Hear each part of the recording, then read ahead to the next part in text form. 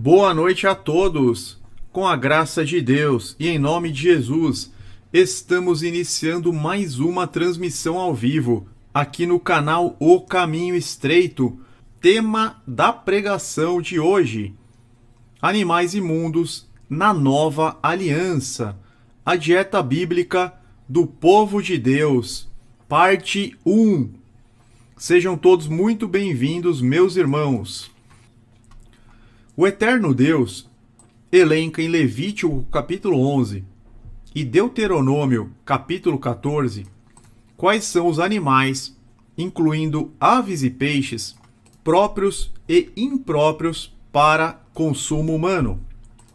Engana-se quem pensa que a dieta bíblica é uma lei criada por Moisés, pois se trata de uma determinação do próprio Deus Altíssimo para o seu povo. Algumas denominações religiosas costumam dizer assim: não, isso quem falou foi Moisés, porque Moisés tinha medo que eles pegassem alguma doença. Não tem nada a ver. Geralmente eles dão essa desculpa em relação ao porco. Porque antigamente o porco era criado de uma forma que podia gerar contaminações, germes, bactérias, doenças. Mas não, porque você tem peixes de águas profundas, águas limpas, né, ainda mais há 3.500 anos atrás, que são proibidos também. Então, qual que é o risco de contaminação de um peixe de águas profundas há 3.500 anos atrás? Essas ideias que eles colocam, elas não estão na Bíblia, tá, meus irmãos? Não foi uma ideia da cabeça de Moisés por uma questão higiênica, não. É uma lei que nós vamos perceber, ela é inerente à criação do mundo. O Rafael Luiz está perguntando: o que vale? A nova aliança, a velha aliança ou as duas? Nós estamos na nova aliança.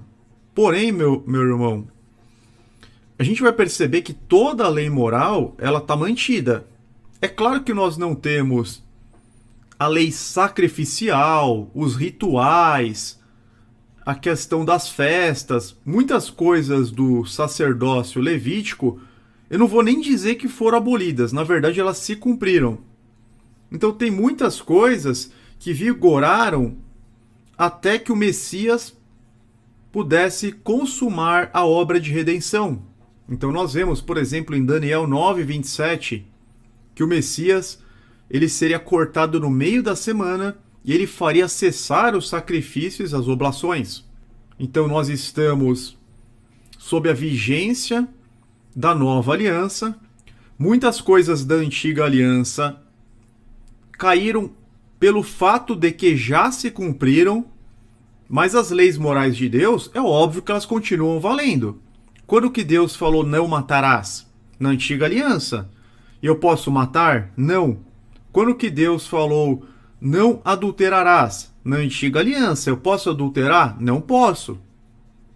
Então a gente vai entender que uma coisa são leis cerimoniais, rituais, leis de purificação, e outra coisa são as leis morais de Deus. Quanto a isso, isso é irrevogável. Ok? E vai continuar, as leis continuam no reino milenar. Dando seguimento, Levítico 11, versículos 1 e 2. Disse o Senhor a Moisés e a Arão: digam aos israelitas: de todos os animais que vivem na terra, estes são os que vocês poderão comer. Então, Deus ele passa isso para Moisés e Arão, para que eles esclareçam, né, a lista detalhada de todos os animais que vivem na terra que são aptos para o consumo. E nós vemos em Deuteronômio 14, versículos 2 e 3: pois vocês são povo consagrado ao Senhor, ao seu Deus. Dentre todos os povos da face da terra, o Senhor os escolheu para serem o seu tesouro pessoal. Não comam nada que seja proibido. Então, o primeiro engano nós já eliminamos. A dieta bíblica é uma determinação direta de Deus para o seu povo. Engana-se ainda quem pensa que a dieta bíblica foi dada apenas aos israelitas na época de Moisés, pois ela existe desde a criação do mundo. Isso não é falado, meus irmãos, no sistema religioso, tá? A dieta bíblica existe desde antes do dilúvio, desde o período pré-diluviano. Noé já sabia perfeitamente quais eram os animais limpos e os imundos em Gênesis 7, muitos séculos antes do Êxodo. Na época de Noé, não existiu o povo hebreu, não existiu o povo judeu, não existiam israelitas. Noé, ele é antes de Jacó, ele é antes de Isaac, ele antecede Abraão. Então nós temos Abraão, Isaac e Jacó, e a partir de Jacó, as 12 tribos de Israel. Mas Noé, ele é muito antes disso e ele já sabia quais eram os animais limpos e os animais imundos. Gênesis 7, versículo 2. De todo animal limpo levarás contigo 7 pares, o macho e sua fêmea. Mas dos animais imundos, um par, o macho e sua fêmea. Versículos 8 e 9. Dos animais limpos e dos animais imundos, e das aves e de todo réptil sobre a terra, entraram para Noé na arca, de 2 em 2, macho e fêmea, como Deus lhe ordenara. Por que ele levou 7 pares de animais limpos? Ele e a família dele poderiam comer os animais limpos, porque Deus autorizou. Após o dilúvio, Deus autorizou que eles comessem carne. Agora, já existia, meus irmãos, essa distinção entre limpo e imundo. Vamos supor que Noé resolvesse comer um porco, independente se for o macho ou a fêmea. Se ele comesse um dos dois, por ter apenas um par, o porco já teria sido extinto. Noé resolve comer o javali macho, não existiria mais javali. Noé resolve comer a porquinha, não existiriam mais porcos. Noé resolve comer um cachorro. Vamos supor que Noé tivesse uma tendência aí para os chineses. Ele pensasse como os chineses e resolvesse comer um cachorro. Não existiria mais cachorro no mundo. Não existiria mais gato se Noé resolvesse comer um gato. Então, só tinha um par de animais imundos. Ele sabia perfeitamente distinguir. A gente percebe que isso é inerente do povo de Deus em todas as épocas. Porque Deus ele simplesmente fala para Noé: de todo animal limpo levará contigo 7 pares, macho e fêmea, mas dos animais imundos um par. E Deus não passa nenhuma lista para ele. Por que Deus não passa nenhuma lista para Noé? Porque todos aqueles que eram povo de Deus já sabiam quais eram os animais limpos e quais eram os animais imundos. É normal, para o povo de Deus é normal saber. Deus sempre tem um povo, em todas as épocas. Os animais impuros têm por propósito efetuar a limpeza do local. Por exemplo, a função do urubu é limpar a carniça. Você não vê ninguém comendo urubu, porque a função do urubu é limpar a carniça. O urubu come carniça. A função do porco é limpar o terreno. Só que o porco as pessoas já insistem em comer, equivocadamente. O camarão ele é conhecido como a barata do mar. O camarão existe para limpar a superfície do mar. Ele come aqueles restos de animais mortos. As coisas mais podres o camarão come. É fácil reconhecer os animais lixeiros, seja na terra ou no mar. Eles estão lá comendo todas as impurezas. Tem umas coisas interessantes aqui, olha. Porcos são capazes de devorar um humano inteiro? A resposta é quase. Diversos casos apontam que esses animais são devoradores admiráveis, mas certas partes do corpo ficam para trás. Na verdade, uma refeição de corpo humano para tais animais deixará para trás apenas cabelos e dentes, o que mostra até onde esses animais são capazes. Então o porco, ele consegue comer um ser humano inteiro e ele só deixa para trás o cabelo e os dentes. O porco, ele come tudo o que ele vê, meus irmãos. É um animal totalmente... É muito diferente do boi, né? O boi é um ruminante, que come capim. O porco, qualquer coisa, ele está comendo. Em todos os casos de morte, alguns restos mortais sobraram para dar aos peritos a certeza de que eles foram devorados pelos animais. Tem um outro caso aqui: canibais e comedores de humanos. Os porcos estão na lista dos animais que mais facilmente sobreviveriam em condições extremas, não só por causa de sua inteligência, mas por sua dieta muito variada. Os porcos podem comer praticamente qualquer coisa.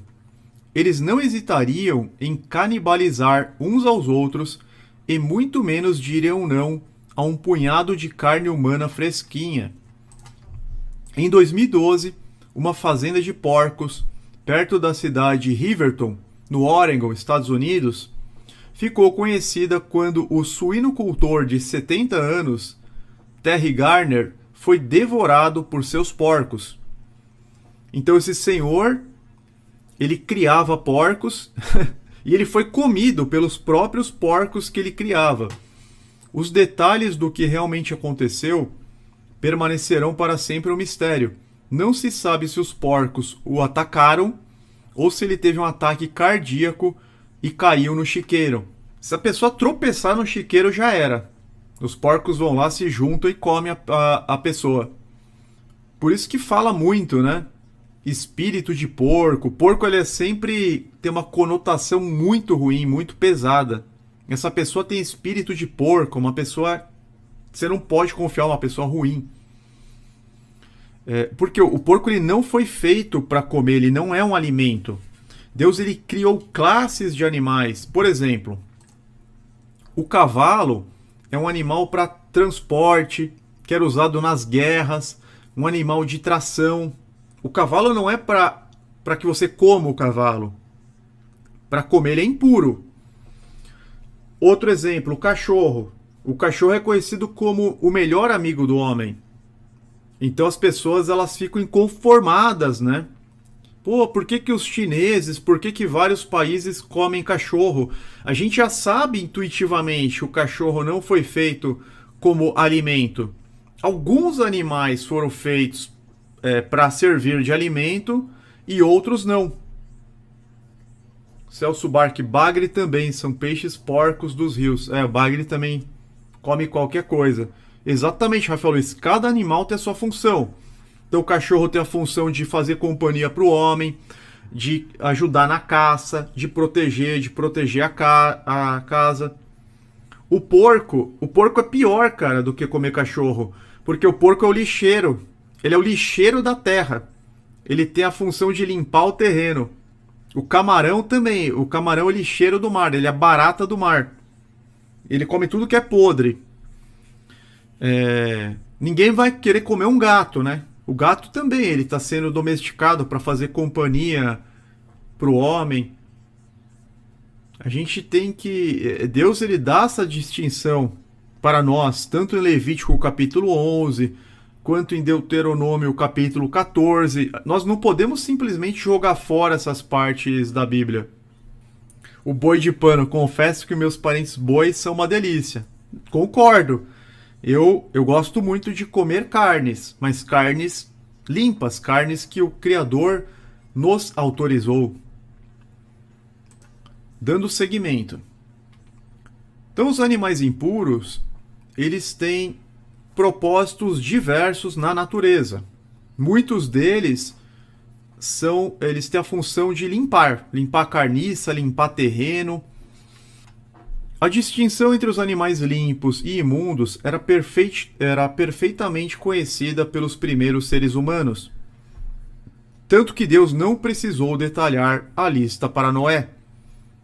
Somente depois do tempo no Egito, após o distanciamento do povo da adoração a Deus, foi necessário relembrá-lo. O que Deus fez lá em Levítico foi relembrar a lista, porque aquele povo ficou 400 anos no Egito.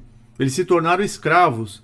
430 anos no total. Então eles não lembravam mais das leis de Deus.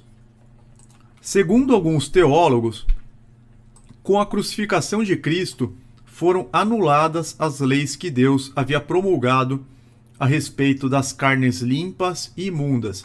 Isso é defendido, tá, na maior parte do sistema religioso. Para eles, sob a nova aliança, os cristãos já não teriam que guardar tais leis. Porém, o que é que a Bíblia diz realmente? A mudança do sacerdócio levítico para a mediação por meio do Senhor Jesus Cristo, o sumo sacerdote definitivo, não invalidou as condições necessárias para a obediência das leis que Deus promulgou referente às carnes limpas e imundas, tal como não invalidou qualquer outra lei moral inerente à santificação e à purificação que marcam o seu povo. O que está dito em Hebreus 12:4, ou seja, na nova aliança? Hebreus 12:4, que é Novo Testamento, diz que sem santidade ninguém verá o Senhor. E o Criador, meus irmãos, destaca que a dieta bíblica tem total relação com a santidade exigida de seu povo, razão pela qual ela não poderia ter sido revogada posteriormente. A gente vai entender que a dieta bíblica ela guarda total relação com a santidade e que sem santidade ninguém verá o Senhor. Então, claramente, é uma lei, entra no rol das leis morais. Não é uma lei cerimonial. Não é uma lei cerimonial que simplesmente cumpriu a sua finalidade. Pelo contrário, é uma lei que vale para todo sempre. Enquanto existir, né, a morte, a ingestão de carnes de animais, essa lei vai vigorar. Levítico 11, versículos 45 a 47.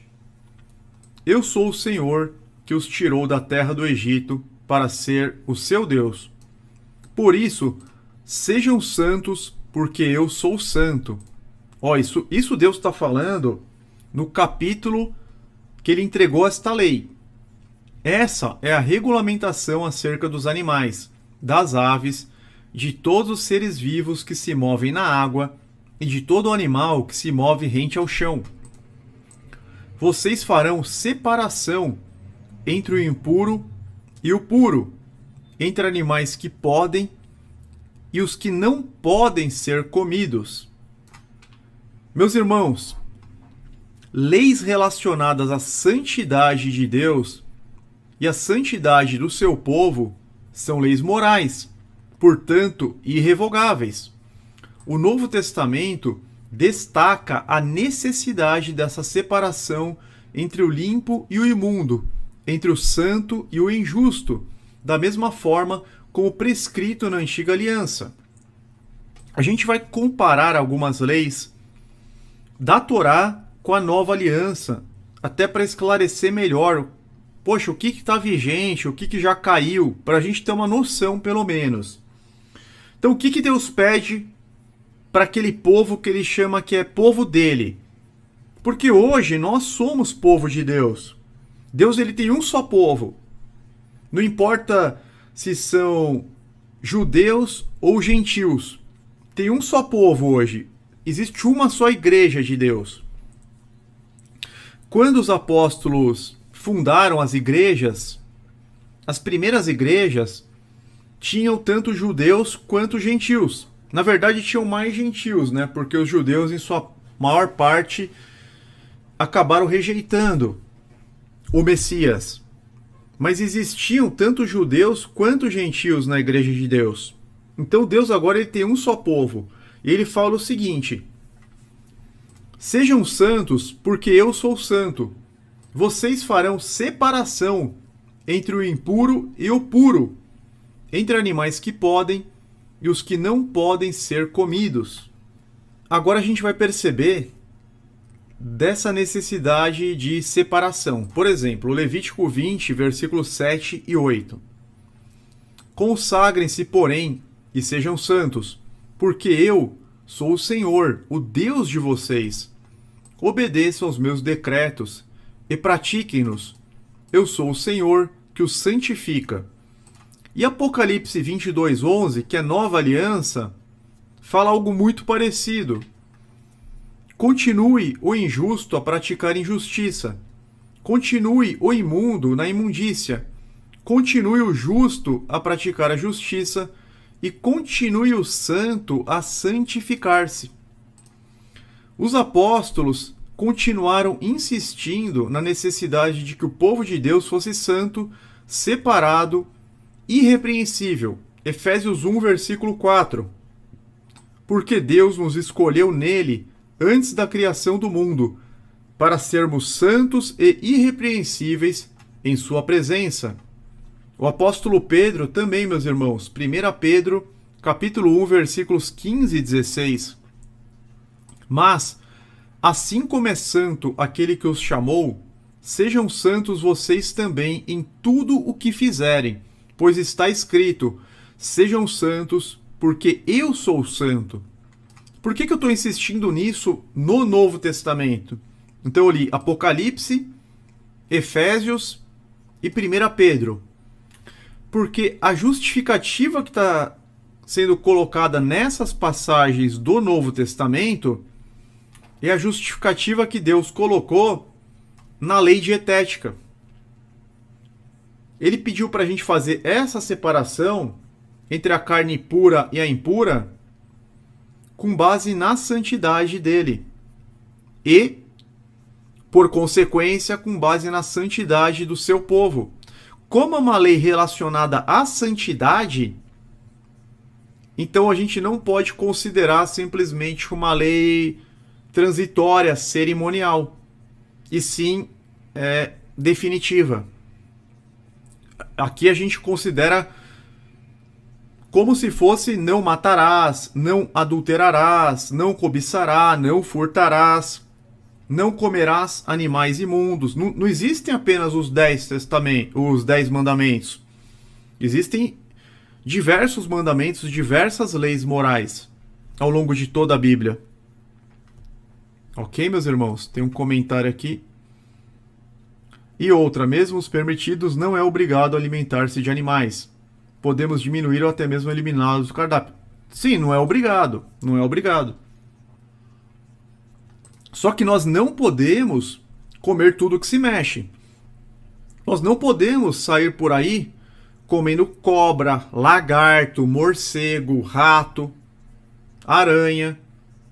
Tudo bem, alguns países acham normal, mas para Deus não é normal, meus irmãos. Não é normal você comer cobra. Não é normal aos olhos de Deus, não é lícito aos olhos de Deus você comer rato, não é lícito aos olhos de Deus você comer aranha. Nos outros países eles fazem até churrasco disso. Churrasco de gato, de cachorro, de cavalo. Mas Deus não aprova, meus irmãos. Todo crente que for sincero vai falar: não, realmente, a gente não pode comer tudo que se mexe. Todo crente sincero para pensar. Pega mesmo que a pessoa seja um evangélico protestante, que a vida toda achou que podia comer de tudo. Será mesmo que nós podemos comer de tudo que se mexe? Ele teria coragem de comer um gato? Ele teria coragem de comer um cachorrinho, um pet? Ele teria coragem de comer... São tantos bichos que... Até pelo nosso senso comum a gente vê que aquilo está errado. Deus sempre reservou para si um povo santo, que ouvia e cumpria todas as suas leis, ordens e estatutos, muito antes de existir o povo judeu. podemos citar o exemplo de Abraão. Gênesis 26:5. Porque Abraão obedeceu a minha voz e guardou minha ordem, meus mandamentos, meus estatutos e minhas leis. As leis morais da Torá permanecem inabaláveis na nova aliança. Vejamos alguns exemplos da Torá confrontados com o Novo Testamento. Então, é claro, aqui eu peguei alguns exemplos só para clarear o nosso entendimento. Por que eu falei de Abraão? Porque Abraão não era judeu.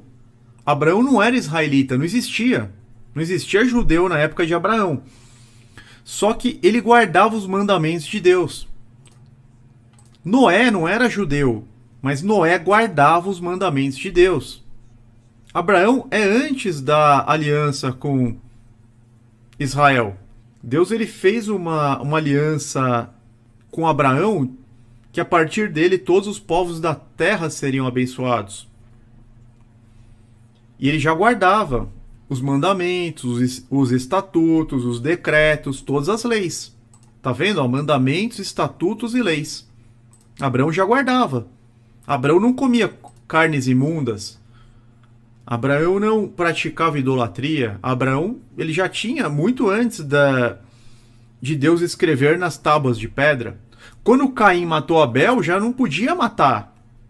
Caim já sabia que estava errado matar Abel. Tanto que Deus perguntou, Caim, onde está o teu irmão? Aí ele dá uma resposta cínica, né?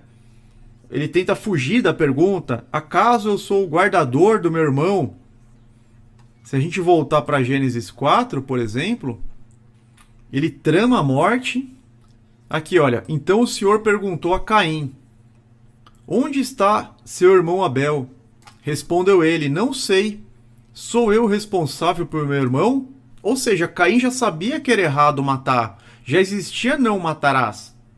Disse o Senhor, o que foi que você fez? Não existe o povo de Deus em nenhuma época ficar sem as leis. Nunca o povo de Deus andou sem as leis de Deus. Ok? Então vamos lá. Vamos pegar algumas leis. Na Torá, Antigo Testamento. Êxodo 20:12. Honra teu pai e tua mãe, a fim de que tenhas vida longa na terra, que o Senhor teu Deus te dá. No Novo Testamento, honra teu pai e a tua mãe, que é o primeiro mandamento com promessa. Então nós vemos claramente que os mandamentos eles estão plenamente vigentes no Novo Testamento. Por que Paulo falaria para a igreja de Éfeso? Tá aqui, ó, Efésios 6, versículo 2, Novo Testamento. Honra a teu pai e tua mãe, que é o primeiro mandamento com promessa. Por que ele está falando de um mandamento que foi dado lá na época do Êxodo? E a promessa é justamente essa da vida longa. Honra teu pai e tua mãe, a fim de que tenhas vida longa na terra, que o Senhor Deus te dá. Paulo está falando de um mandamento que foi dado lá atrás, em Êxodo. No mandamento que foi dado para Moisés, está plenamente vigente. A gente continua tendo a obrigação de honrar pai e mãe, e a promessa continua válida de vida longa para quem honrar pai e mãe. Então não mudou nada. Outro exemplo. Levítico 19:3 fala na Torá, no Antigo Testamento. Guarde os meus sábados, eu sou o Senhor, o Deus de vocês.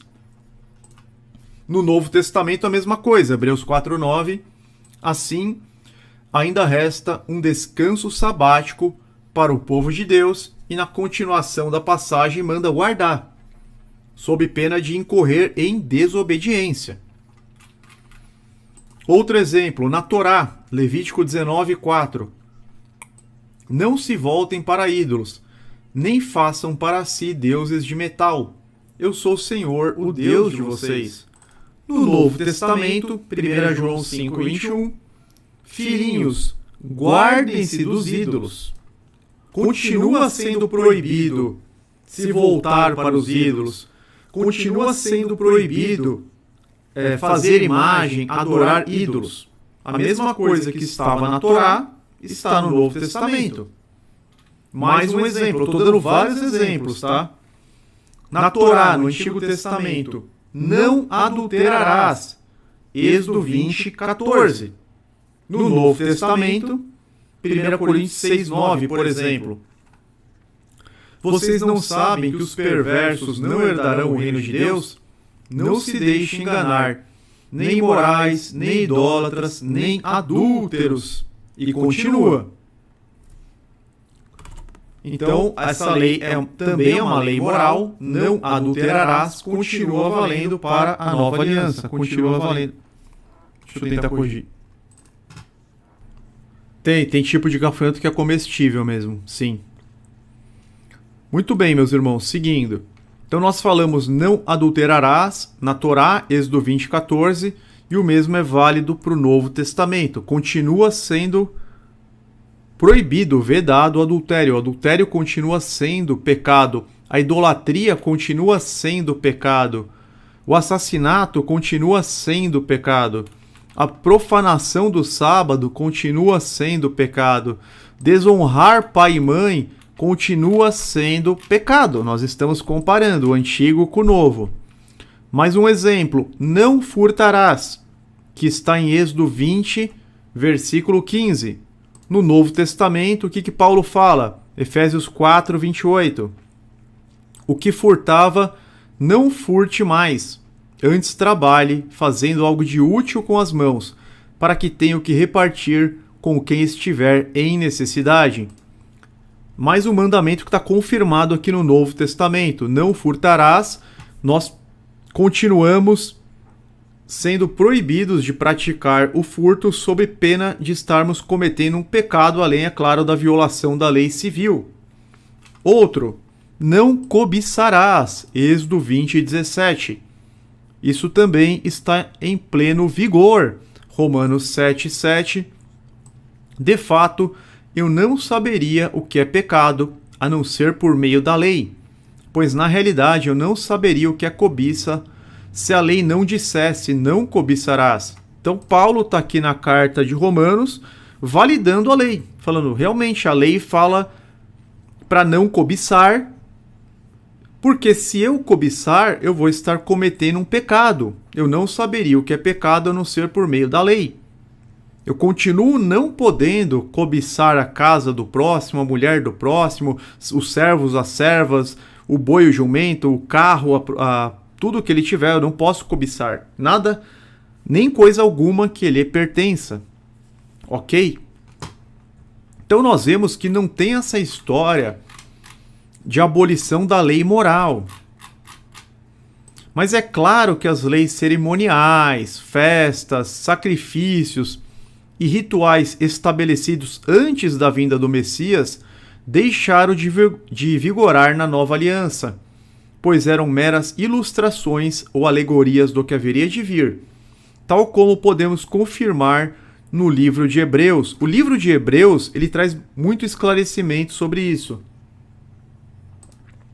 Então, assim, ao mesmo tempo que as leis morais continuam em vigor, todos os 10 mandamentos e demais leis morais, as cerimoniais, elas, é como eu sempre digo, né? Eu não gosto de falar que elas foram abolidas, porque na verdade elas cumpriram a sua finalidade. Ou seja, elas vigoraram por estatuto Olam. Embora esteja traduzido estatuto perpétuo, a tradução exata seria por tempo indeterminado. As leis cerimoniais, elas vigoraram por estatuto Olam, por prazo indeterminado, até que elas não fossem mais necessárias. Certo? Então não é mais necessário você realizar sacrifícios de animais, porque Jesus já se apresentou como sacrifício definitivo. Hebreus fala, ele apresentou-se uma única vez, ele realizou um sacrifício definitivo, eficaz. Você não tem mais necessidade das festas levíticas, porque você não tem mais os elementos da festa. Você não tem mais os sacrifícios, os sacerdotes. Você não tem mais os propósitos, os elementos, as vestes santas. As festas, muitas delas deveriam ser feitas somente em Jerusalém. 3 pelo menos, né? A Páscoa, Pentecostes, Tabernáculos. pelo menos 3 delas só poderiam ser feitas em Jerusalém. Você não tem mais essas coisas ligadas à parte cerimonial. E nós podemos confirmar isso no livro de Hebreus, Hebreus 7, 17 e 18. Pois sobre ele é afirmado: tu és sacerdote para sempre, segundo a ordem de Melquisedeque. A ordenança anterior é revogada, porque era fraca e inútil. Ordenança, hein? Não está revogando mandamentos. Hebreus 8, versículos 6 e 7. Agora, porém, o ministério que Jesus recebeu é superior ao deles, assim como também a aliança da qual ele é mediador é superior à antiga, sendo baseada em promessas superiores. Pois se aquela primeira aliança fosse perfeita, não seria necessário procurar lugar para outro. Agora, meus irmãos, nós estamos em uma aliança superior. Deus escreveu as suas leis em nossos corações, na nossa mente, pelos méritos de Jesus, ele colocou em nós o Santo Espírito dele. Nós estamos sim numa aliança superior. Mas isso não quer dizer que foi tudo abolido. Hebreus 9:9 está falando da parte ilustrativa da antiga aliança. Isso é uma ilustração para os nossos dias, indicando que as ofertas e os sacrifícios oferecidos não podiam dar ao adorador uma consciência perfeitamente limpa. E Daniel 9:27 esclarece o fim dos sacrifícios e das ofertas. Ele firmará aliança com muitos por uma semana, na verdade 7 anos, e na metade da semana, o ministério dele de 3 anos e meio, né? Na metade da semana, fará cessar o sacrifício e a oblação. Ok? O sacerdócio levítico, o dízimo, o sistema sacrificial, as festas, as várias cerimônias de purificação com água e demais ordenanças exteriores não se fazem mais presentes na nova aliança, o que não inclui a lei dietética de Deus, originalmente estabelecida não pelo sacerdócio levítico, mas desde a criação da terra. É uma lei imposta ao povo de Deus desde os primórdios, tal como a lei de não ingerir sangue. Então aqui esclarece totalmente qualquer dúvida que alguma pessoa possa levantar.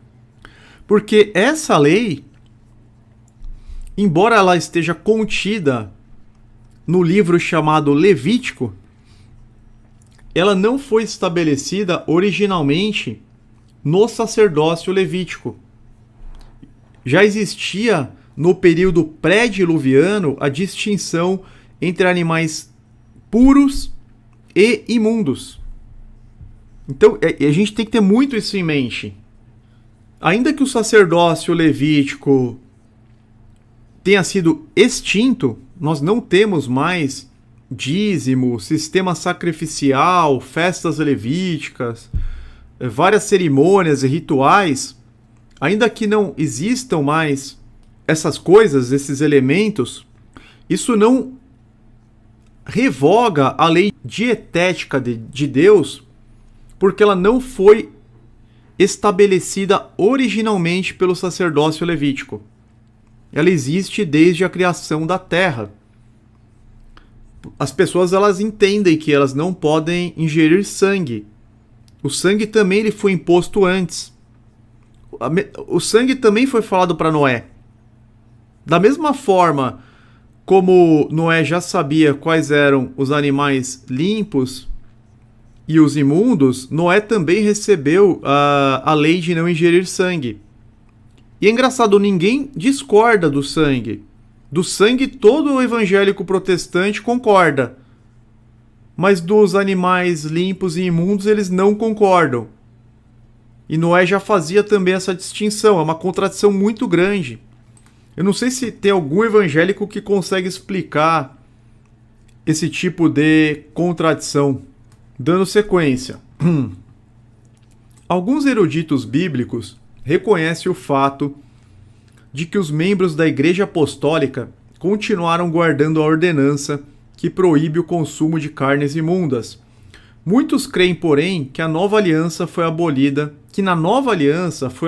grande parte da lei de Deus, e que as leis referentes às carnes limpas e imundas eram simplesmente costumes da cultura judaica que se mantiveram até que a igreja se compôs por uma maioria de gentios. Só que não dá para chamar essa pessoa de um erudito bíblico, porque nós vimos que não tem nada a ver você falar que é costume da cultura judaica. Carnes limpas e imundas se começou com Noé. Muito tempo, não existiam judeus, né? Muitos séculos antes. Então sempre quando falam que não, isso é da cultura judaica, isso é o costume judaico, esse argumento é o pior possível, o mais fraco possível. Não tem sentido, entendeu? Não existia judeu quando... Desde a criação da Terra, na verdade, essa distinção. Quando a distinção foi feita, a gente vê pela primeira vez em Gênesis capítulo 7. Naturalmente, estas ideias pré-concebidas têm influenciado a interpretação de muitas passagens bíblicas. Esse processo é reconhecido em círculos teológicos como exagese. É isso mesmo, é com I.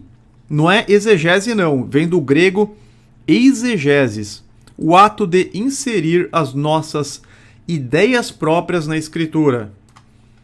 Estudemos então as passagens do Novo Testamento que se referem aos alimentos, ou seja, façamos uma exegese, agora sim com E, analisando objetivamente o contexto de cada uma. Então, exegese é uma análise mais aprofundada. Exagese é inserir ideias próprias na Escritura, coisas que não estão contidas na Escritura. Nós vamos falar de uma passagem que é muito famosa, que é muito utilizada de forma equivocada no sistema religioso, a visão de Pedro em Atos capítulo 10. Deus tornou limpas todas as carnes, será? Uma passagem frequentemente mal entendida é a da visão do apóstolo Pedro em Atos 10. Vamos ler os versículos 11 ao 13. E viu o céu aberto, e que descia um vaso, como se fosse um grande eleiçol, atado pelas 4 pontas, e vindo para a terra, no qual havia de todos os animais quadrúpedes, e feras e répteis da terra, e aves do céu, e foi-lhe dirigida uma voz: Levanta-te, Pedro, mata e come. Olha lá, então chegou um lençol com todos os animais quadrúpedes, feras, répteis da terra, devia ter até cobra, lagarto, aves do céu, deveria ter urubu, e de repente levanta-te, Pedro, mata e come. Vendo-se diante de animais impuros, a resposta imediata de Pedro foi: Atos 10, 14. De modo nenhum, Senhor, jamais comi algo impuro ou imundo. Pedro ele toma um susto e ele fala para Deus: Não, Senhor, de modo nenhum, jamais comi algo impuro ou imundo. Isso ocorreu 3 vezes. Só um parênteses aqui, meus irmãos. Se Jesus tivesse realmente liberado a ingestão de qualquer coisa que se mexe, por que Pedro falou que nunca comeu nada desse tipo? Aqui já cai por terra que Jesus ele fez a liberação de tudo aquilo. O meio evangélico protestante, eles pregam a mesma coisa que os chineses, né? Não, você pode comer de tudo, não importa o que entra pela boca, só importa... O que entra pela boca não importa. O que entra pela boca não deixa. Eles falam assim, né, os evangélicos protestantes. O que entra pela boca não deixa o homem impuro. Só que Jesus ele falava isso no contexto do lavar das mãos. A gente vai estudar isso na semana que vem, tá? Porque é claro, se você comer um baiacu, você morre. Se você comer uma barata, vai ser algo totalmente nojento. É claro que você vai ficar impuro. Sangue, se for assim, você pode beber sangue. nesse contexto aí, os chineses estão certos nesse contexto, que você pode ingerir qualquer coisa. Não é assim. E uma grande prova é que Pedro falou que jamais comeu essas coisas. Pedro, ele toma um susto, né? E ele andava com Jesus. Se Jesus tivesse falado o contrário, eles teriam comido.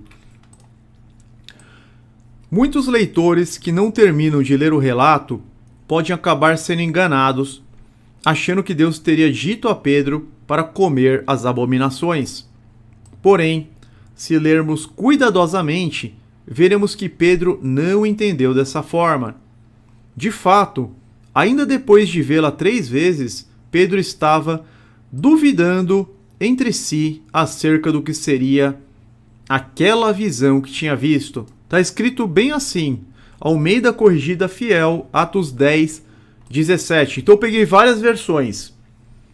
Eu peguei várias versões do versículo 17. Na Almeida Corrigida Fiel, Pedro estava duvidando entre si acerca do que seria aquela visão. Na Bíblia NVI, Pedro estava refletindo no significado da visão. A gente percebe, meus irmãos, que ele não estava entendendo o que podia ser aquilo. Porque o profeta de Deus, muitas vezes, ele tem uma visão simbólica. Ele vê uma besta, né? Que nem aquelas visões de Daniel, as visões do livro de Apocalipse. Vê animais horríveis, né? Com 4 cabeças, 3 olhos. Eu vi uma besta subindo do mar, eu vi uma besta surgindo da terra, vi uma estátua. E aí o profeta ele fica tentando entender o que significa aquilo. E era o que estava acontecendo com Pedro. Ele sabia que não era para comer. Ele sabia que aquilo era abominação a Deus. Então ele estava refletindo. Pedro estava refletindo no significado da visão. É o que está escrito aqui, Atos 10, 17. Eu estou lendo o versículo. Na King James está da seguinte forma: estando Pedro duvidando em si mesmo sobre o que significaria a visão que ele tinha visto. Então, os evangélicos protestantes, eles falam que isso aqui era uma visão para comer carnes imundas. Mas o apóstolo Pedro não. O apóstolo Pedro ele estava meditando, ele estava refletindo o que poderia ser aquela visão, o que será que aquilo significava. Na Bíblia de Jerusalém, o versículo 17 está assim: enquanto Pedro, no seu íntimo, hesitava sobre o significado da visão que tivera, ele estava hesitando sobre aquela visão, ele estava pensando assim, por que será que Deus me deu essa visão? O que será que isso significa? E a passagem continua dizendo, versículos 19 ao 20, enquanto Pedro ainda estava pensando na visão, olha, ele não parava de pensar, ele ficou com aquilo na cabeça. Engraçado, a gente já está mais para frente, a gente já está no versículo 19. Enquanto Pedro ainda estava pensando na visão, o Espírito lhe disse, o Espírito Santo: Simão, 3 homens estão procurando por você. Portanto, levante-se e desça. Não hesite em ir com eles, pois eu os enviei. Versículo 24. No outro dia chegaram a Cesareia. Cornélio os esperava com seus parentes e amigos mais íntimos que tinha convidado. Mais tarde, Pedro entendeu o exato significado da revelação, da visão. Então, o que era aquela visão? Pedro ele foi entender mais tarde. Nós sabemos que Cornélio era gentil e que todos os seus parentes e amigos eram gentis. E Pedro explica o que era aquela visão nos versículos 27 e 28.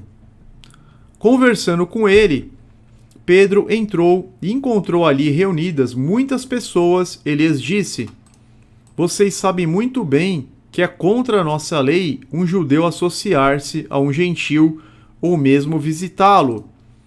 Mas Deus me mostrou que eu não deveria chamar impuro ou imundo a homem nenhum. Não tem nada a ver com comida, meus irmãos. Mas Deus me mostrou que eu não deveria chamar impuro ou imundo a homem nenhum. Ou seja, a visão referia-se exclusivamente ao ingresso do povo gentil à Igreja de Deus, não tendo qualquer relação com o consumo de carnes imundas. Tais visões são muito comuns na Bíblia. A estátua de Daniel 2 não era realmente uma estátua, mas sim impérios dominantes ao longo das eras. A besta de Apocalipse 13:2 não era literalmente um leopardo com pés de urso e boca de leão, mas sim o antigo Império Romano. É normal que os profetas tenham esses tipos de visões simbólicas. Dando-se em conta do verdadeiro significado da visão, Pedro batizou os primeiros gentios que Deus chamou à igreja, quais sejam o centurião Cornélio e a respectiva família, como nós vemos nos versos 45 a 48. O contexto confirma claramente que a visão divina não era sobre comida. Referia-se exclusivamente a pessoas. Para os líderes religiosos da época de Jesus, os gentios eram imundos. Essa ideia também havia afetado a Pedro e a outros membros da igreja. Contudo, esta dramática visão se apresentou contra tal conceito. A partir de então, os apóstolos entenderam claramente que Deus estava oferecendo a salvação a todos os povos e nações, de maneira que os gentios crentes também eram bem-vindos à Igreja de Deus. Ao invés de abolir as instruções de Deus a respeito da alimentação, o que esses versículos demonstram é que muitos anos após a morte e ressurreição de Cristo, Pedro não havia comido coisa alguma comum e imunda, como nós vemos no versículo 14. Então, essa passagem, o que ela nos prova? Essa passagem nos prova que muitos anos depois da morte de Jesus, Pedro estava mantendo na nova aliança a dieta bíblica. Isso prova que Jesus não liberou você comer qualquer coisa que se mexe. Porque se Jesus tivesse liberado, Pedro não teria tomado esse susto e não teria falado para Deus que jamais comeu. Eles iriam comer até juntos, né? Ele comia na mesma mesa que Jesus. Se Jesus foi lá nos fariseus, no começo do evangelho, falando, não importa o que entra pela boca, se isso fosse com o propósito de você poder comer qualquer coisa, eles estariam lá comendo cobra, estariam comendo rato, normal. Mas não, Pedro toma um susto aqui, né? Muitos anos depois da morte de Cristo, ele jamais havia comido qualquer coisa imunda. Torna-se óbvio que Pedro não acreditava que Deus havia revogado as suas próprias leis alimentares existentes desde a fundação do mundo, nem que a morte e ressurreição de Cristo as teria tornado obsoletas. Pelo testemunho do próprio apóstolo, resta confirmado que ele continuou guardando estas leis na nova aliança, o que devemos fazer de igual modo. Da mesma forma, meus irmãos, da mesma forma como Pedro continuou guardando essa lei na nova aliança, nós temos que continuar guardando essa lei, como o apóstolo nos ensinou. Agora nós vamos entender, aproveitando o gancho aqui do irmão Zé Júnior, nós vamos entender a verdadeira controvérsia na igreja a respeito das carnes. O que eles discutiam lá? Será que tinha essa polêmica que tem hoje? Porque hoje, por exemplo, os judeus não comem carnes imundas. Os adventistas não comem carnes imundas. Só que a maior parte das denominações comem e falam que não tem problema. Então, hoje a controvérsia gira em torno se pode ou não pode comer essas carnes. Porém, no século I, na igreja primitiva, a controvérsia era outra. A discussão era outra. Não existia essa discussão que a gente está tendo aqui hoje, ok? Então vamos entender qual era a verdadeira controvérsia na igreja de Deus a respeito das carnes. Ao lermos o Novo Testamento, percebemos que existia uma controvérsia que existia uma discussão a respeito da alimentação. Se examinarmos cuidadosamente as Escrituras, entenderemos qual era o real motivo do debate. Em 1 Coríntios 8, o apóstolo Paulo levanta a seguinte questão: ora, no tocante às coisas sacrificadas aos ídolos, sabemos que todos temos a ciência.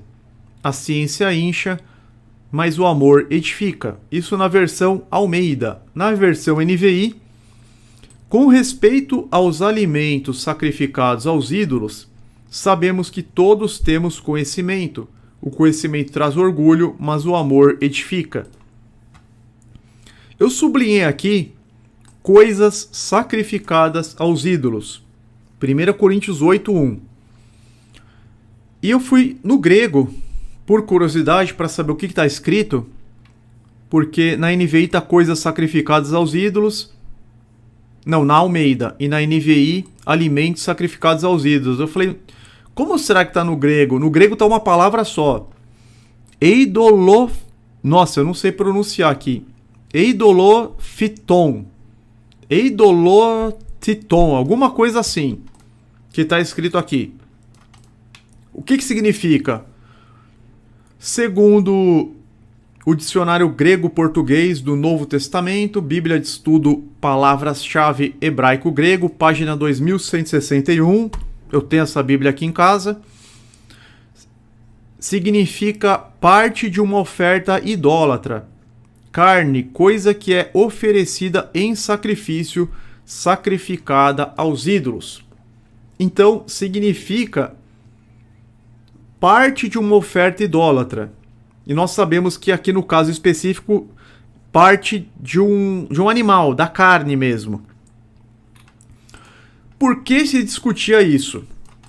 Conforme consta do Novo Dicionário Bíblico Ilustrado de Nilsons, de 1995, na seção meat, meat significa carne em inglês. Na época de Paulo, frequentemente a carne era sacrificada e oferecida nos altares pagãos, como oferenda aos deuses. Então isso era comum naquele tempo, tá? Hoje em dia não é comum isso, mas na época de Paulo, frequentemente a carne era sacrificada e oferecida nos altares pagãos como oferenda aos deuses. Mais tarde, essa mesma carne era vendida nos açougues públicos. Alguns cristãos se perguntavam se para eles era correto comer esta carne que havia sido previamente oferecida aos deuses pagãos.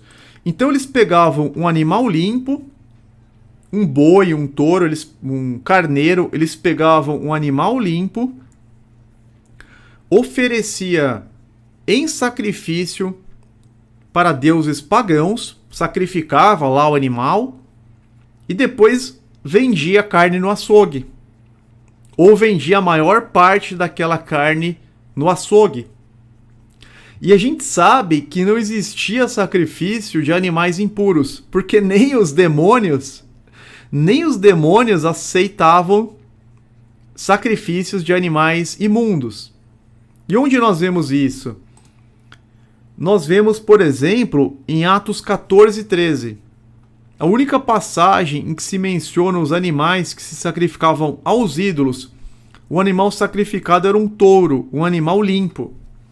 Então os deuses pagãos, eles exigiam animais limpos. Não tinha como chegar no açougue um animal impuro. Chegava muita carne sacrificada, mas sempre era limpa. Por isso que Paulo falou, você pode comer tudo que tem no açougue. Naquele contexto do século I, meus irmãos. Naquele contexto. Então vamos para Atos 14, olha. Versículo 13. Você vê aqui os idólatras. O sacerdote de Zeus, cujo templo ficava diante da cidade, trouxe bois e coroas de flores à porta da cidade, porque ele e a multidão queriam oferecer-lhes sacrifícios. Aqui nessa versão tá boi. Boi é animal limpo. Deixa eu ver se é na Almeida aqui tá touro. Touros. e o sacerdote de Júpiter, cujo templo estava em frente da cidade, trazendo para a entrada da porta touros e grinaldas, que queria com a multidão sacrificar-lhes. Então, os animais eram touros. Touros ou bois em algumas versões, mas sempre a gente vê animais limpos. Nem deuses pagãos, meus irmãos, aceitavam sacrifício de porco, de animais imundos. Então, tudo que chegava no açougue ou era carne limpa sacrificada a ídolo, ou era carne limpa normal, simplesmente abatida. Por isso que Paulo fala, você pode comer tudo que está no açougue.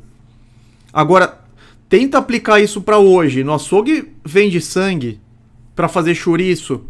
Aplica isso para hoje. No açougue não vende sangue para fazer chouriço. Então vai lá e bebe o sangue. Não tem como, meus irmãos, querer fazer essa transposição da passagem. Porém, o que se debatia no Novo Testamento não era o tipo de carne que se poderia comer. Para os judeus crentes que seguiam as instruções de Deus, nem sequer lhes passava pela cabeça considerar como alimento a carne dos animais imundos, abominações. A controvérsia em pauta era sobre a consciência de cada crente. Então não passava na cabeça deles que alguém pudesse comer essas carnes abomináveis, entendeu? Eles foram criados desde criança, assim. Sempre que vemos a palavra alimento no Novo Testamento, aquilo foi escrito tendo por base a Torá e os profetas, ou seja, com fundamento nas Sagradas Escrituras, no Antigo Testamento, única fonte de autoridade da época. Jamais um escritor bíblico judeu chamaria de alimento coisas abomináveis segundo a Torá. Isso é impensável. Repetindo, meus irmãos, sempre que a Bíblia fala alimento, ela automaticamente está se referindo a coisas puras, permitidas por Deus. Porque todos os escritores bíblicos dos 66 livros eram judeus. Todas as cartas foram escritas por judeus. Os 4 evangelhos foram escritos por judeus. Os livros dos profetas foram escritos por judeus. Então, sempre quando um judeu que tinha a Torá como única fonte de autoridade escrevia a palavra alimento, é claro que era aquilo que Deus permitia. Nunca um judeu vai escrever alimento pensando em rato. Isso é impensável, é inconcebível, ok? 1 Coríntios 8,4. Ao permitir o consumo da carne de animais que tinham sido oferecidos aos ídolos, Paulo explicou por que Paulo permitia o consumo dessas carnes. Portanto, em relação ao alimento sacrificado aos ídolos, sabemos que o ídolo não significa nada no mundo e que só existe um Deus. A justificativa de Paulo foi essa: olha, só existe um único Deus. Esses ídolos, esses deuses, eles não são nada, eles não significam nada. O apóstolo estava explicando que o fato do animal ter sido oferecido a um deus pagão em nada afetaria a carne, pois em verdade só existe um único Deus verdadeiro. E continuou dizendo, 1 Coríntios 8,7: Contudo, nem todos têm esse conhecimento. Alguns ainda, habituados com os ídolos, comem esse alimento como se fosse um sacrifício idólatra. E como a consciência deles é fraca, esta fica contaminada. Então Paulo falou assim, o problema é o seguinte: nem todo mundo tem essa fé mais fortalecida, tem esse conhecimento de que os ídolos nada representam. Alguns ainda habituados com ídolos comem esse alimento com peso na consciência, como se fosse um sacrifício idólatra. E como a consciência deles é fraca, esta fica contaminada. Pois, se alguém que tem a consciência fraca vir você que tem este conhecimento comer num templo de ídolos, não será induzido a comer do que foi sacrificado a ídolos? Agora, versículo 11. Assim, esse irmão fraco, por quem Cristo morreu, é destruído por causa do conhecimento que você tem. Segundo Paulo, se um crente comprava a carne num açougue, ou se numa visita lhe fosse oferecida a carne, não era necessário averiguar se essa tinha sido oferecida aos ídolos. Essa era a questão, entendeu? Você não precisava chegar no açougue e perguntar se a carne foi sacrificada ou não para algum ídolo, porque pela sua consciência você já sabia que o ídolo nada representava. O contexto do apóstolo judeu continuava sendo sobre carnes oferecidas aos ídolos e não sobre carnes imundas. Isso não entra, tá? Essa questão de carnes imundas não entra na controvérsia. 1 Coríntios 10, 28 e 29. Mas se alguém lhe disser, isto foi oferecido em sacrifício, não coma, tanto por causa da pessoa que o comentou, como da consciência, isto é, da consciência do outro e não da sua própria. Pois, por que a minha liberdade deve ser julgada pela consciência dos outros? Então, se a pessoa fazia questão de falar, Paulo falou, melhor não comer por conta da consciência dele. Porque ele vai achar que aquilo é alguma coisa, que aquilo tem poder, que aquilo tem algum efeito. Então, se a pessoa, se você vai na casa da pessoa, ela faz questão de falar, não coma em razão da consciência dele.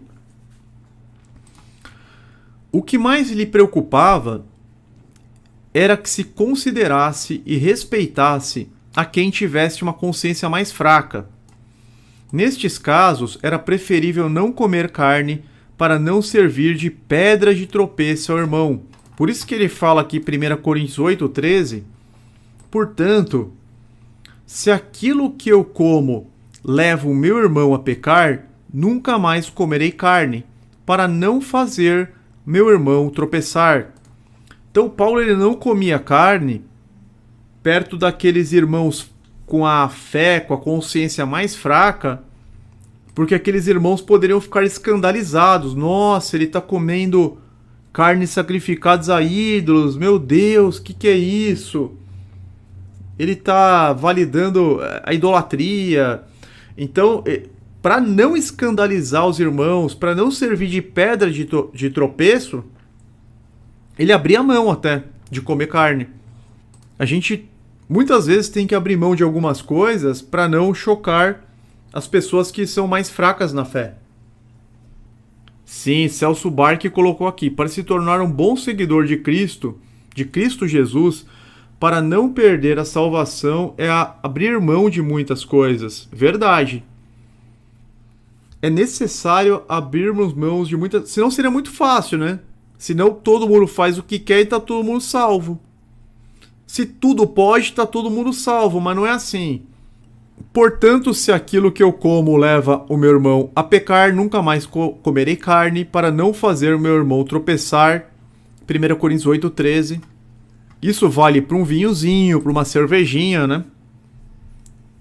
Tem crente que se escandaliza, entendeu? Então não pode consumir bebida. Eu abandonei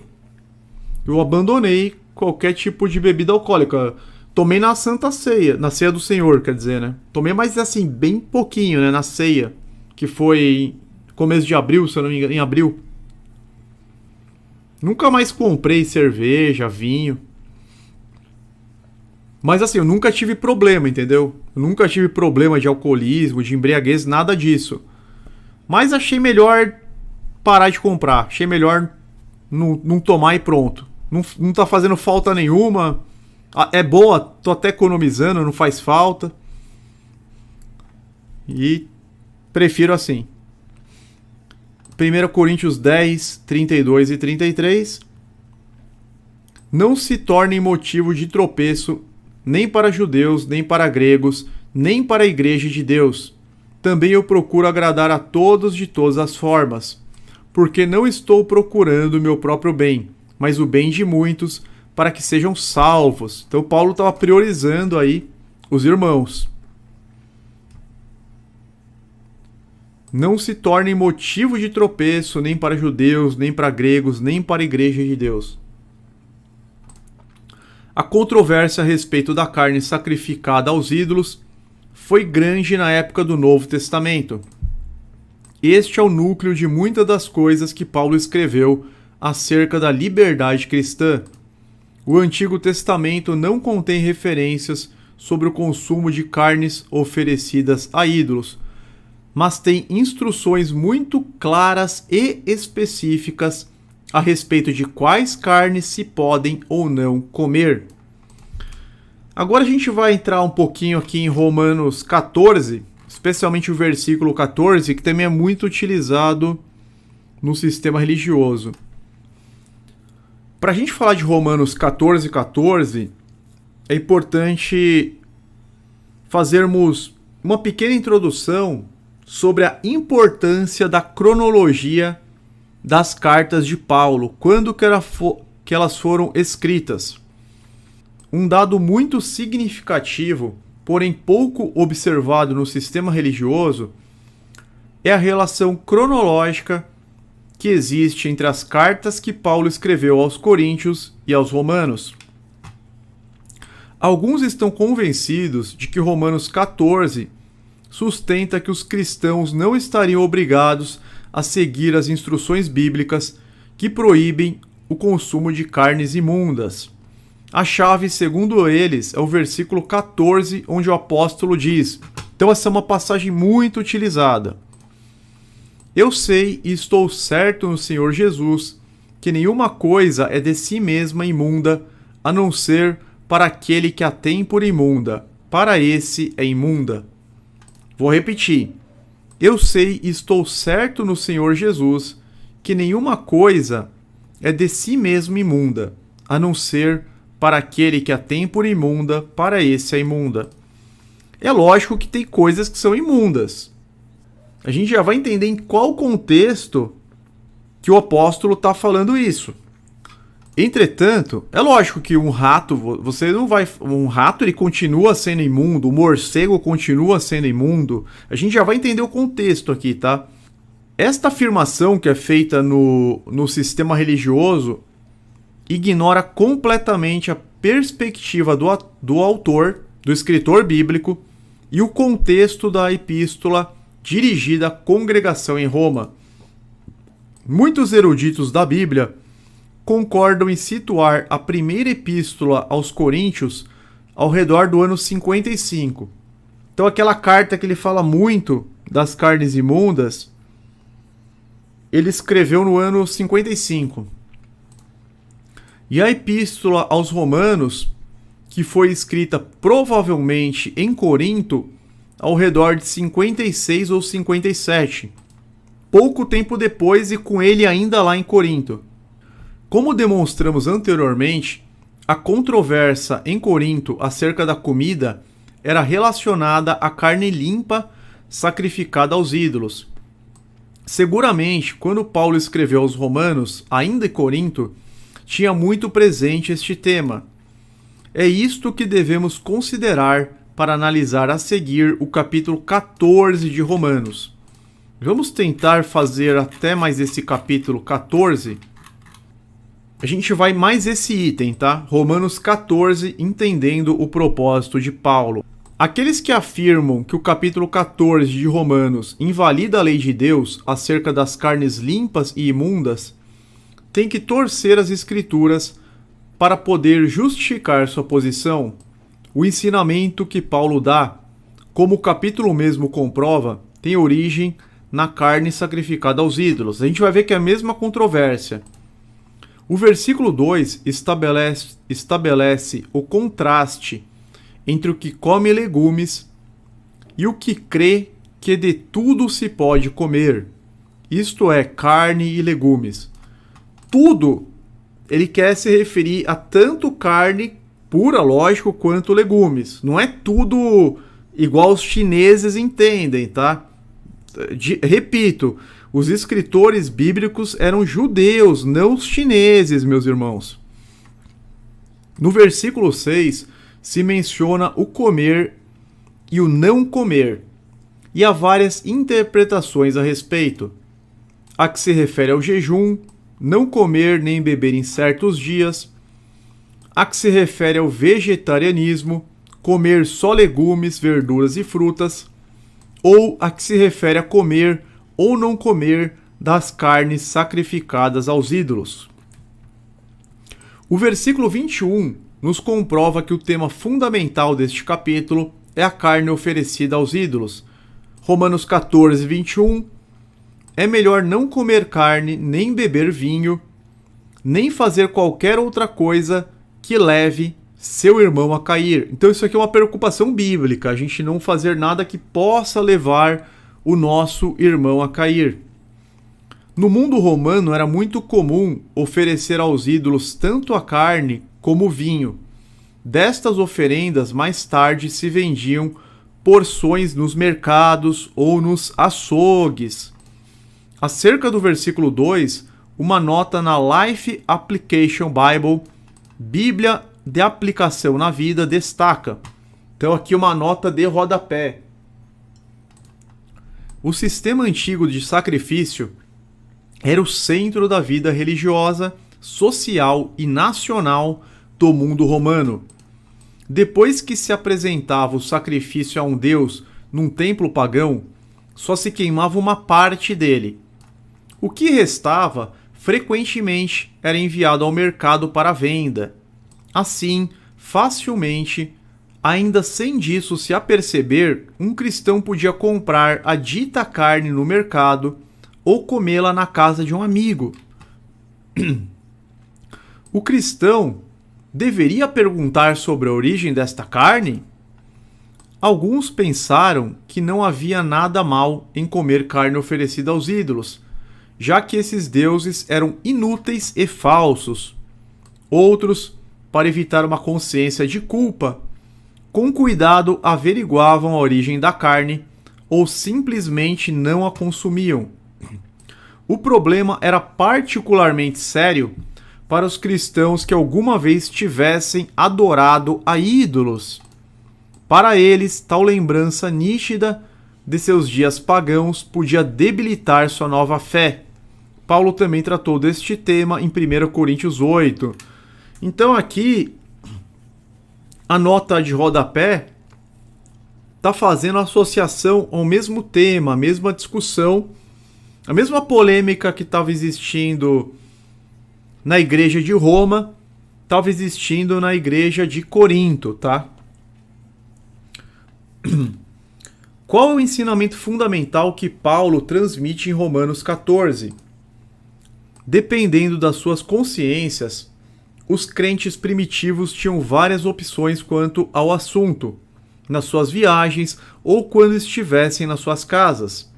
Se não quisessem comer carne sacrificada a ídolos, podiam jejuar ou seguir um regime vegetariano para terem a certeza que não comeriam alguma carne de origem suspeita que pudesse ofender a sua consciência.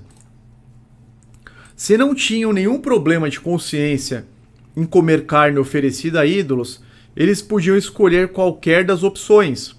É dentro deste conceito que Paulo diz, em Romanos 14, 5, cada um deve estar plenamente convicto em sua própria mente. Não está falando de animais limpos ou imundos. Está falando dessa questão sacrificial. Por isso que ele fala, cada um deve estar plenamente convicto em sua própria mente. E no versículo 23, mas aquele que tem dúvida é condenado se comer, porque não come com fé, e tudo que não provém da fé é pecado. Então, se aquele cristão, ele era um idólatra, ele ainda tem aquela lembrança nítida em sua mente, ele começa a comer aquela carne sabendo que foi sacrificada aos ídolos, ele dá um certo valor para aquilo, então ele está pecando. Ele não está comendo com fé, ele está pecando. E aí ele está sendo condenado pela sua própria mente. Paulo não está falando de ter dúvidas sobre comer ratos, cobras, porcos, morcegos ou quaisquer outras carnes abomináveis a Deus. Quem come tais coisas será consumido pelo fogo quando da volta do Senhor Jesus. Isaías profetizou contra toda a humanidade. existe uma profecia de Isaías que ela vai se cumprir agora quando do retorno de Jesus. E é contra toda a humanidade, meus irmãos. O que Isaías profetizou no capítulo 66, versículos 16 e 17? Pois com fogo e com a espada o Senhor executará julgamento sobre todos os homens, e muitos serão mortos pelo Senhor, ou seja, sobre todos os homens, sobre toda a humanidade. Os que se consagram para entrar nos jardins, indo atrás do sacerdote que está no meio, comem carne de porco, outras coisas repugnantes e ratos, todos eles perecerão, declara o Senhor. A igreja ela não tinha a menor dúvida que essas carnes eram repugnantes ao Senhor. Então, se a gente pegar essa profecia até um pouquinho mais para cima, está falando da volta de Jesus. Quando vocês virem isso, o seu coração se regozijará, e vocês florescerão como a relva. A mão do Senhor estará com seus servos, mas a sua ira será contra os seus adversários. Vejam, o Senhor vem num fogo, e seus carros são como um turbilhão. Transformará em fúria a sua ira, e em labaredas de fogo a sua repreensão. A gente sabe que agora a destruição vai ser com fogo, meus irmãos. Pois com o fogo e com a espada o Senhor executará julgamento sobre todos os homens, e muitos serão mortos pelo Senhor. Os que comem carne de porco, outras coisas repugnantes e ratos, todos eles perecerão, declaram o Senhor. Tá vendo, meus irmãos? Então a gente tem que entender o que a Bíblia está nos apresentando. De certa forma, Romanos 14 é o capítulo da liberdade cristã, porque acerca de carne sacrificada aos ídolos, a pessoa atua dentro do marco da lei de Deus, mas é guiada por sua própria consciência. Então aquela carne é pura. Aquela carne está dentro do que é permitido em Levítico 11, Deuteronômio 14. E aí o que vai pesar é a consciência dela. Se olharmos dentro deste contexto, o capítulo 14 de Romanos nem sequer insinua que se pode comer porco, rato, cobra, morcego ou qualquer outra carne imunda, abominável a Deus. Inclusive o versículo 15 enfatiza a preocupação de não fazer o seu irmão mais fraco na fé tropeçar. Romanos 14, 15. Se o seu irmão se entristece devido ao que você come, você já não está agindo por amor. Por causa da sua comida, não destrua seu irmão, por quem Cristo morreu. Então, não tem nada a ver, né? Vocês percebem aqui?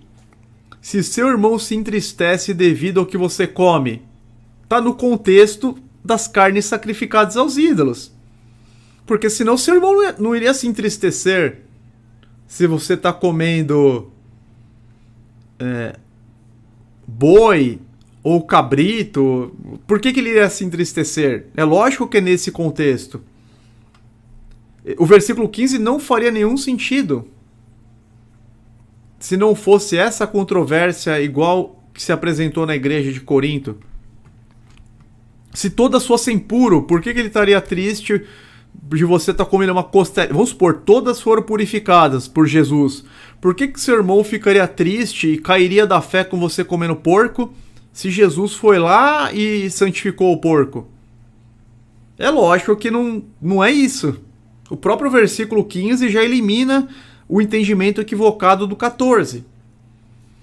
É fato que o Novo Testamento continua fazendo a distinção entre carnes limpas e imundas. Por exemplo, Apocalipse 18, 2. Caiu a grande Babilônia e se tornou morada de demônios e coito de todo espírito imundo e coito de toda ave imunda e odiável. Então Apocalipse Novo Testamento fala de ave imunda.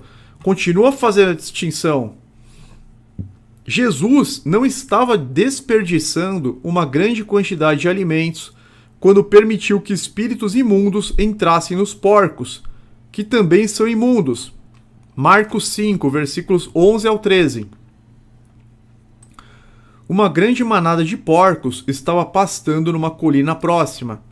Os demônios imploraram a Jesus: manda-nos para os porcos, para que entremos neles. Ele lhes deu permissão, e os espíritos imundos saíram e entraram nos porcos. A manada de cerca de 2.000 porcos atirou-se precipício abaixo, em direção ao mar, e nele se afogou. Então é evidente, meus irmãos, que Jesus não estava desperdiçando alimentos num tempo em que as pessoas, muitas delas, passavam fome. 2.000 porcos se afogaram no mar. Carnes imundas nunca foram consideradas como comida ou alimento na Igreja de Deus, o que podemos notar também no Concílio de Jerusalém, Atos 15, versículos 20 e 21. Depois a gente vai falar um capítulo só desse concílio. Pelo contrário, devemos escrever a eles, dizendo-lhes que se abstenham de comida contaminada pelos ídolos. Olha lá, comida, os judeus escrevendo isso em Jerusalém, hein? Comida contaminada pelos ídolos. Comida só pode ser carne pura, limpa. E continua: imoralidade sexual, carne de animais estrangulados e do sangue. Pois, desde os tempos antigos, Moisés é pregado em todas as cidades, sendo lido nas sinagogas todos os sábados. Ou seja, eles já conhecem a Torá, pois desde os tempos antigos, Moisés é pregado em todas as cidades, sendo lido nas sinagogas todos os sábados. Então todo mundo já sabe o que pode, o que não pode, mas é melhor eles se absterem da comida, carne pura, carne limpa, contaminada pelos ídolos. Ok? Passemos para um exemplo comparativo com os dias de hoje, para que fique claro. Então, um exemplo muito ilustrativo para os nossos dias. Nós, hoje, aqui na nossa igreja, século XXI, nós não temos dúvidas de que adultério é um pecado grave. Por isso, não existe a discussão no meio evangélico se adultério é ou não pecado. Não existem livros levantando dúvidas a esse respeito, se o crente pode ou não adulterar. Da mesma forma, a igreja primitiva nunca teve a menor dúvida de que comer carnes imundas era um pecado grave, razão pela qual a Bíblia nem sequer aborda tal questão. Porque a Bíblia da igreja primitiva era o Antigo Testamento. Então eles não tinham dúvida, entendeu? Eles nem abordam essa questão. Quando entendemos que no Novo Testamento a controvérsia sobre a comida girava unicamente em torno da carne sacrificada aos ídolos, e que nunca se discutiu sobre as leis bíblicas que separavam as carnes limpas das imundas, então outras passagens também ficam claras. Nós vamos até aqui, meus irmãos, estamos na página 9 de 18, exatamente metade da apostila. Nós fizemos a introdução, animais imundos na Nova Aliança, falamos sobre as leis morais vigentes, tanto na Antiga quanto na Nova Aliança, a visão de Pedro em Atos capítulo 10, explicamos a visão do apóstolo Pedro, a verdadeira controvérsia na igreja a respeito das carnes, e falamos também sobre Romanos capítulo 14. Na próxima live, Marcos 7, aquela famosíssima passagem, né? Será que Jesus declarou mesmo e assim considerou ele puros todos os alimentos? A gente já vai entender. Agora, se eu considerar que Jesus falou isso, ele estaria chovendo no molhado, né? Quando que um alimento não foi puro? Você considerar puro os alimentos, mas os alimentos sempre foram puros. Vamos falar também Controvérsia na igreja em Colosso, Colossenses 2,16, Atos 15, Concílio de Jerusalém, a gente vai se aprofundar no concílio. Instruções dadas a Timóteo, 1 Timóteo 4, 3 a 5. E depois a conclusão do estudo, ok, meus irmãos? Então queremos agradecer a Deus pela oportunidade de estarmos aqui reunidos para nos aprofundarmos ainda mais em sua palavra. Não a nós, Senhor, nenhuma glória para nós, mas seu teu nome, por teu amor e por tua fidelidade, porque dele, por ele e para ele são todas as coisas. Glória, pois, eternamente a Deus. Amém.